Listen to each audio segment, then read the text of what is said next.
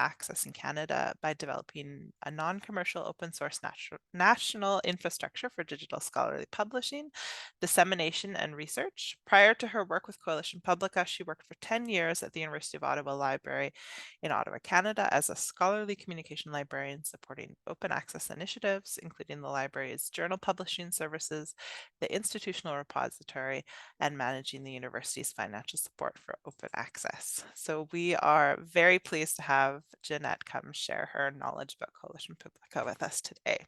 Thank you, Jeanette. You can go ahead. Okay. Well, thank you very much, Sarah and Katie, for the invite and for the lovely introduction, and for all of you for joining today to learn more about Coalition Publica and how we're supporting Canadian social science and humanities journals. You can all hear me. My screen is telling me that I need to unmute, but you can hear me, right? Okay, good. Briefly, the things that I'm going to talk about today are, what is Coalition Publica? So I'll give you a brief overview of our work in the project and how our partnership operates. We will then talk about sort of the benefits, so why somebody may want to participate in Coalition Publica, why a journal may want to get involved with what we're doing. And then finally, I'll talk a little bit about how to participate, because that's kind of the exciting part, is bringing you all on board to this great adventure that we call Coalition Publica. So what is Coalition Publica? At its core, it is a partnership between Érudit and the Public Knowledge Project to advance research dissemination and scholarly publishing in Canada.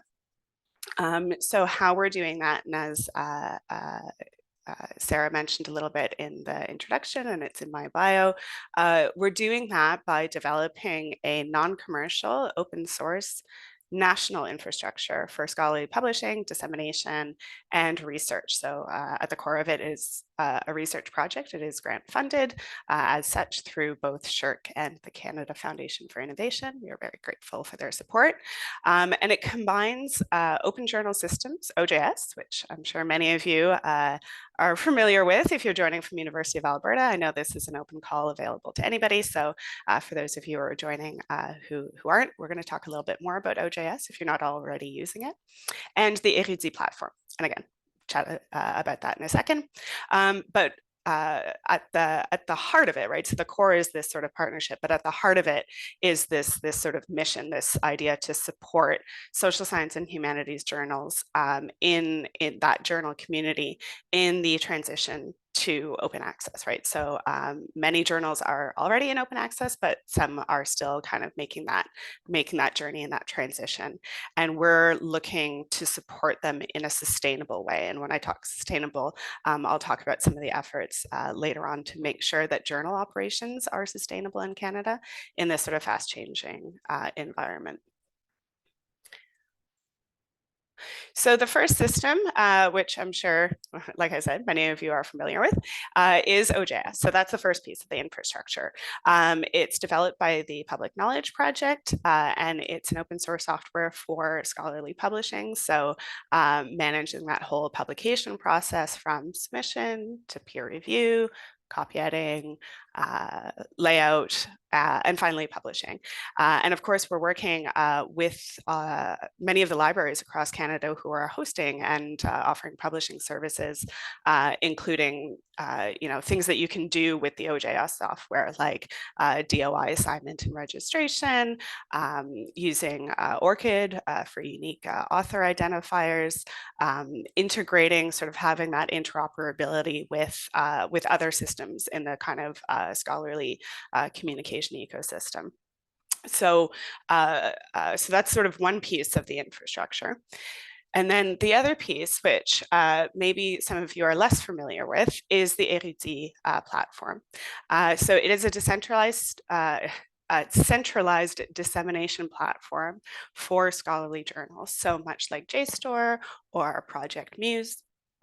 And it started its life about 25 years ago. Actually, last year, Érudit and PKP both celebrated their 25th anniversaries, so that was very exciting. And it started as a platform for Quebec-based sort of French language journals to make that transition from the paper era to the digital era. I'm sure some of you may remember that. Some of you may still be dealing with the fallout from that. What do you do with your print copies? But now in those sort of intervening years, it's taken on a bit more of a national profile with much more English content, continuing to include and support French language journals and publication in French, a very strong core mission of Érudit, but really expanding the scope of what's included. So currently there are about 245 as of this year, 245 journals that are publishing on Érudit actively. That number 300 that you see on the screen there actually also includes cultural journals, so magazines, for example, that highlight the cultural life of Quebec, and also some archived journals. So there's that kind of content, but really almost, about 240 or so actively publishing. And of those, there are about just under 130 that are using OJS, right? So that really kind of make use of that infrastructure. Now, how does that happen is really thanks to sort of a technical integration between the two platforms, which is the heart of kind of the tech infrastructure that has been developed. So as we know, many libraries and other hosting services are providing OJS to their journals, but that's a very distributed network, right? So we have journals at UAL Alberta, we have some, UBC, UNB, all across the country. We have this kind of, islands of journals using OJS. And what Érudit does is seeks to kind of bring those all together in one discovery platform. And the way that happens is you continue to use OJS as you are, publishing and everything. But once the journal issue is published on OJS, we have an integration, and it's through plugins that are configured by the library, the hosting service, to then sort of auto-magically harvest your content. So it can be the metadata and the PDFs that you have on your OJS to then, there's sort of production tools on the Érudit side that then allow that to be disseminated in this kind of centralized platform. And I will say too, like I said, we are a research sort of funded project. So the core of that text that becomes sort of that are the journals on Érudit also become the basis of almost like a big data text corpus that is available for research purposes. So I won't go too much into that in this presentation because it's really talking more about the participation of journals, but I just wanted to highlight that because particularly in the social sciences and humanities, text is a data object. It is an object of research itself. And so there is that piece to it as well, which is really exciting. And we will be making more announcements about that in the future. So I'd be happy to come back and talk about more that aspect of the project. But essentially what we're looking at is transferring the information that you have on your OJS to Érudit through the use of plugins. So that's kind of the what. This is maybe the why, right? So the benefits for journals to participate in Coalition Publica really have to do with that centralized discovery. So these are the recent statistics for the Érudit platform that they actually just made available in their annual report. So this is a snapshot of some of the global distribution and the global consultation of content on the Érudit platform. About 95% of the content is available in open access, but like I said, there are still some journals that are transitioning to that new model of economic operation. And so the consultations on this platform both come from free to access content, but then also moving wall content as well. But because of this, as I mentioned off of the top, this kind of increased participation of libraries and journals across the country in growing sort of the amount of content that is on the Érudit platform, we see just the increased use of it, right? More and more people are consulting the content that's on Érudit. So that just gives you a little bit of a snapshot of some of the recent consultations. And one of the ways that that sort of increased engagement with the content happens is because Érudit has agreements directly with major companies like Ex Libris, WorldCat, and OCLC to include the content that's on the Érudit platform in library discovery tools. So many libraries who host OJS journals do amazing work to get their content kind of into their local and shared catalogs, but those may only be one provider, right? And so there are libraries around the world who kind of subscribe to different subscribers. So you just have a little bit more exposure through the people who are, again, subscribing to the Érudit platform through their library services. So that just kind of gives you a sense of where some of that consultation is coming from. And again, just a little, word about the text corpus. It's not a readership visibility, but it's a research visibility that you get as well through having that content that you have available to researchers who want to study the Canadian ecosystem, right? What are some of the trends and what people are talking about? So your journal becomes kind of a research object in and of itself, which is pretty fantastic.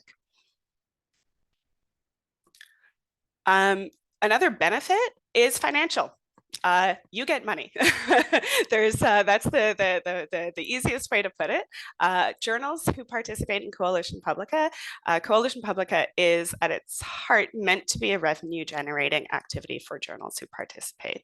Érudit itself is a not-for-profit. It operates out of the University of Montreal with support from Université Laval and UQAM, or its three sort of founding universities. So it's really baked in the academic institution university missions to operate on a cost recovery basis. So there's a team at Érudit of fantastic people who are professionals in what they do in digital document production, in markup and things like that.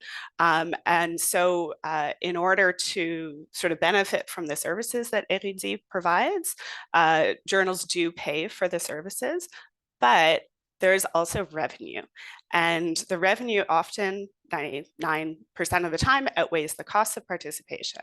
Now, how does that happen? Thanks to the Partnership for Open Access. Now, this is so great and so amazing, and I love talking about it. So it's a collective model for ongoing financial support for journals. Again, when I was talking at the top about that sustainable open access, we're really looking to develop this predictable, stable funding over long term. And how are we doing that, or how is Érudit doing that?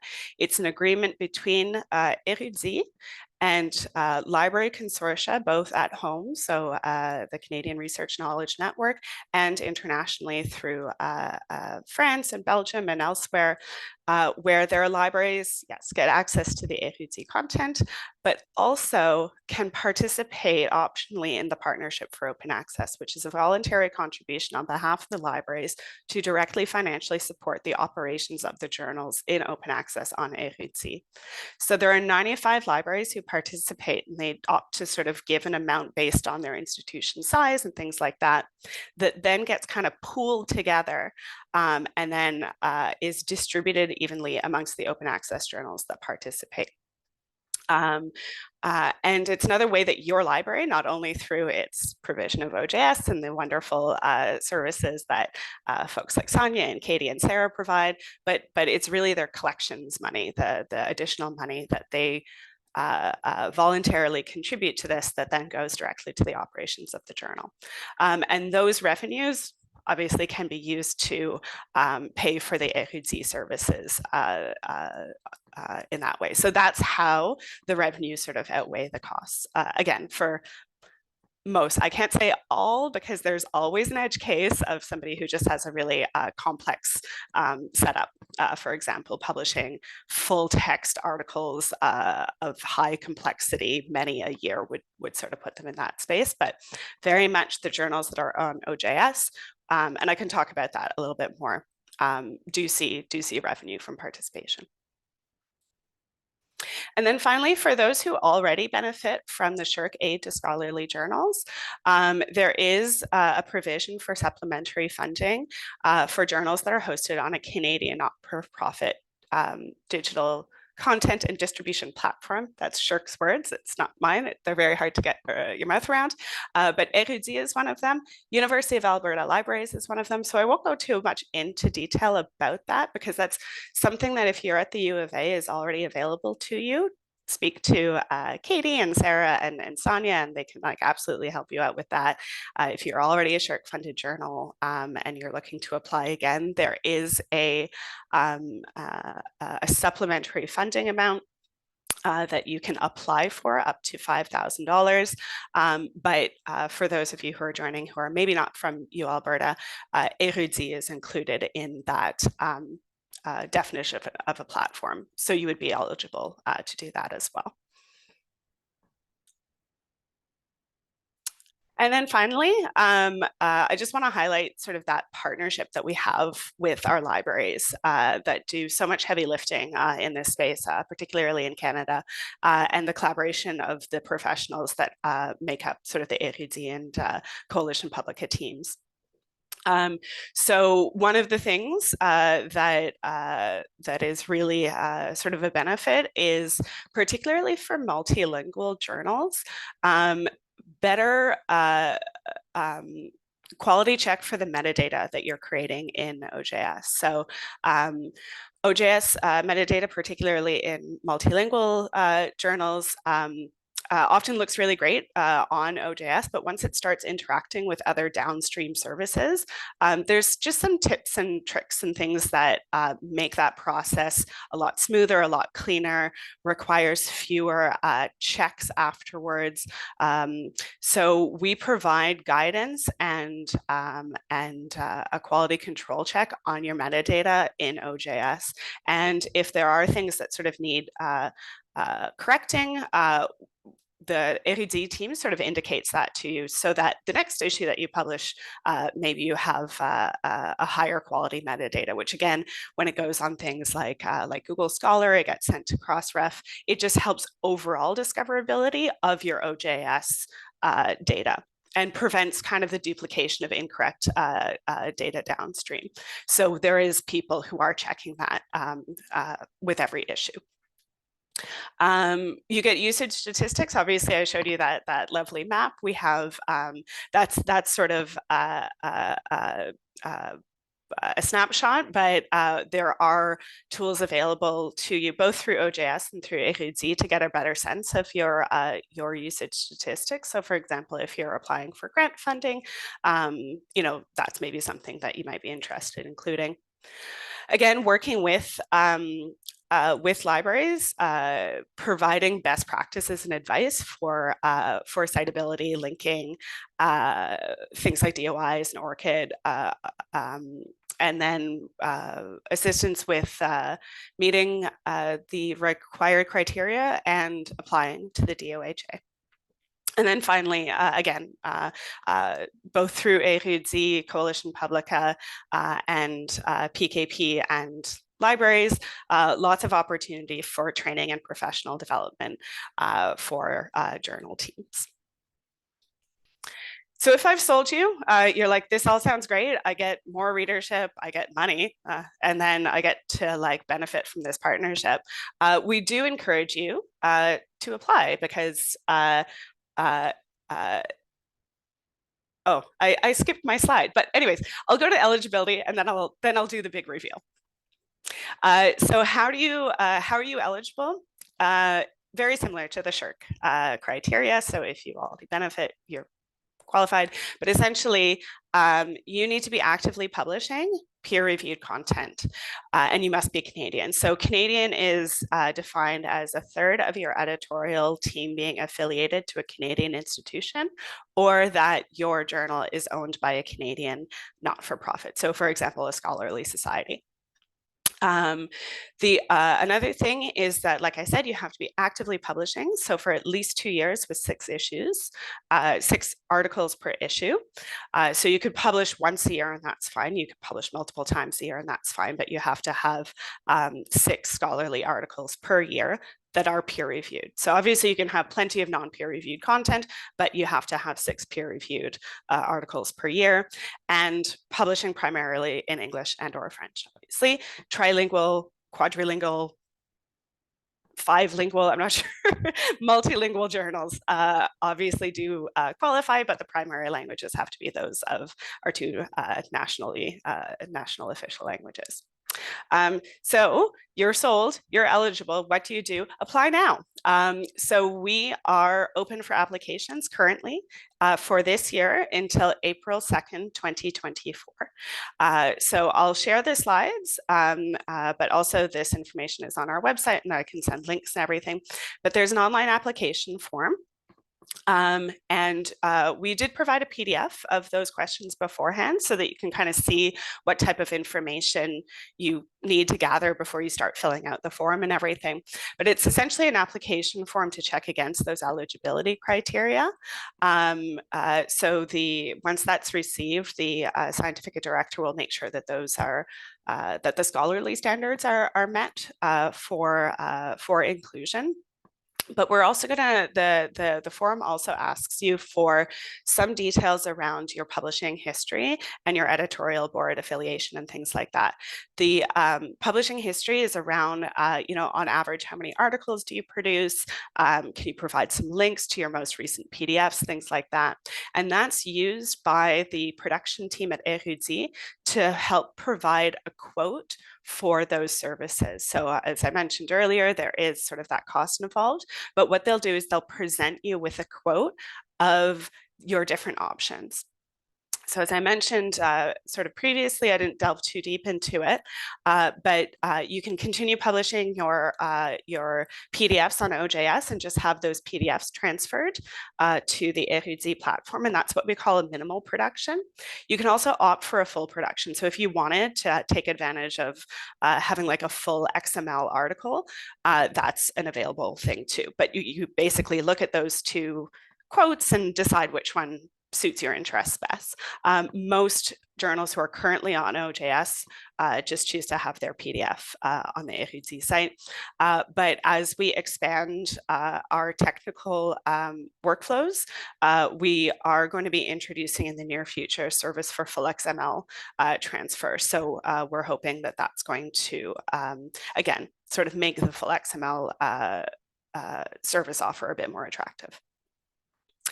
And then finally, you have some time to decide whether you want to participate based on all of that information. And then if you do decide to participate and sign a contract, then we go through an integration process and make sure that you guys are all up and running so that you can be distributed on Érudit in this funding year for January 2025.